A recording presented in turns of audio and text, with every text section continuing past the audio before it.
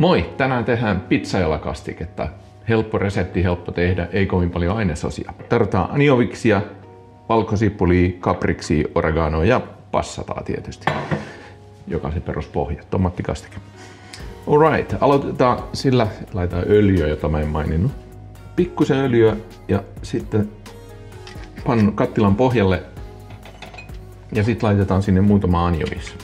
Mä laitan tähän nyt 6 kappaletta. Sillä saadaan semmonen hyvä umamin maku sinne. Tosta taas mennään noin 3 ja siinä meni 4 lisää. Noniin. Ei se ole niin tarkkaa. Nämä ainesosamäärät ei ole niin tarkkoja. Joo, kun nämä lähtee tosiaan paistuun täällä, ei laita liian kovalle, ei haluta, että ne palaa sinne tai mitään. Ne halutaan vaan, että ne alkaa hajoamaan tällä helposti. Nyt kun niitä koskettaa, niin ne alkaa hajoa palasiksi.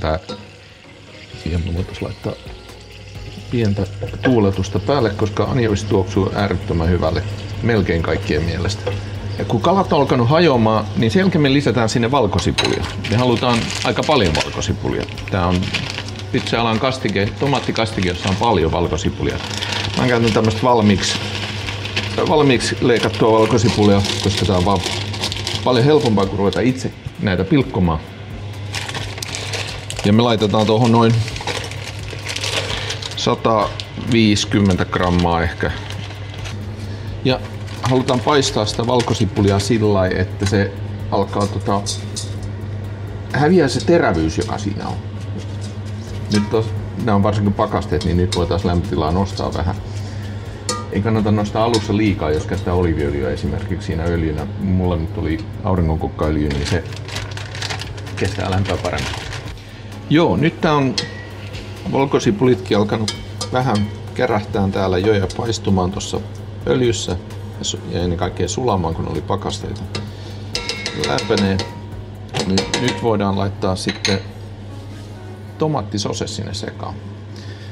Eli meillä on toistaiseksi anjoviksia, valkosipulia ja tomaattisoset menee nyt päälle. Ja passataan joko semmonen Tetra Pak-purkki, mitä niitä on, tai sitten no meillä nyt on tämmönen lasipulloversio. Tässä on vähän enemmän, mutta se on 500 grammaa. Sekoitetaan kaikki sinne keskenään. Ja nyt sen annetaan kiehua. Niin, että se kiehuu ja semmonen ainakin 10 minuuttia siinä hiljaa kupliskella. Ei mikään spagettivesi, vaan siis tai pastavesi, vaan ihan hiljaa kuplii.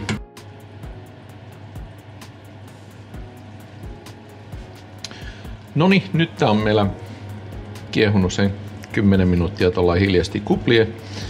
Ja me voidaan oikeastaan alkaa sammuttaakin tätä jo, koska ei me tarvita enää lämpöä kauheasti. Me laitetaan kaprikset nyt seuraavaksi sinne. Mä oon tyhjentänyt tässä etikan tai nesteen pois, jotta nämä nyt on pelkät kaprikset eikä sitä nestettä itseään laiteta tonne. Laitetaan koko purkki.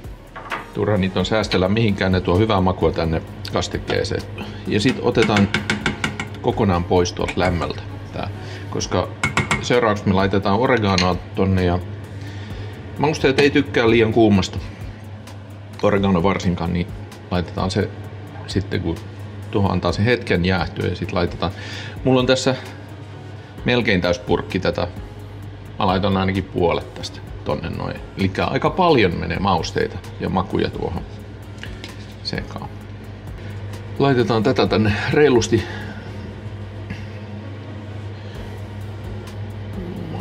Vielä vähän kyllä.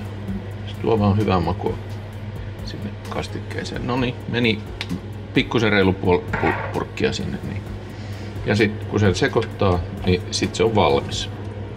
Kastike on sillä tehty. Ei ole kovin vaikea, eikä kestä kauaa tekeminen. Tietysti jos haluaa valkosipulit itse pilkkoa ja pieneksi, niin siihen saa kyllä aikaa kulumaan. Mutta jos käytetään tämmöistä valmistuotteita, niin tämä on hyvin yksinkertainen ja nopea kastike tehdä ja äärettömän hyvää. Sitten vaan nauttimaan suoraan kattilasta tai jonkun leikkeleen tai